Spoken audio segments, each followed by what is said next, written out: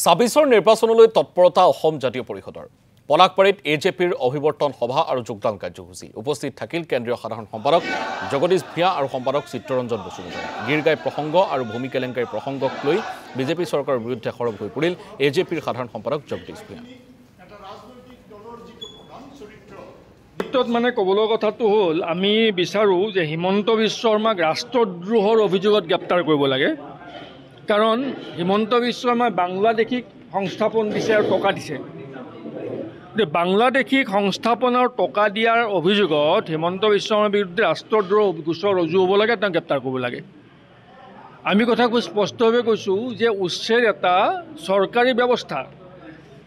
আমাৰো যদি কালি মেডি মাটি চৰকাৰক প্ৰয়োজন হয় আমাৰ মেডি মাটিও চৰকাৰে লৈ যাব পাৰে গতিকে ৰাষ্ট্ৰৰ হিতত বা ৰাজ্যখনৰ হিতাৰ্থে জনহিতাৰ্থে যদি ক'ৰবাত মাটিৰ প্ৰয়োজন হয় চৰকাৰে সেই থানৰ পৰা উচ্ছেদ কৰিব পাৰে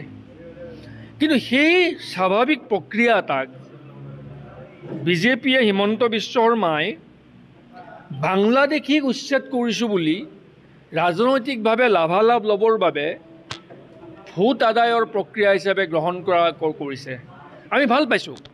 যে হিমন্ত বিশ্ব শৰ্মা বাংলাদেশী উচ্ছেদ কৰিছে ভাল পাইছোঁ কিন্তু উচ্ছেদিত বাংলাদেশীসকলক মাটি আৰু টকা দি পুনৰ সংস্থাপন কৰিছে সেইটোতো ৰাষ্ট্ৰদ্ৰোহ গতিকে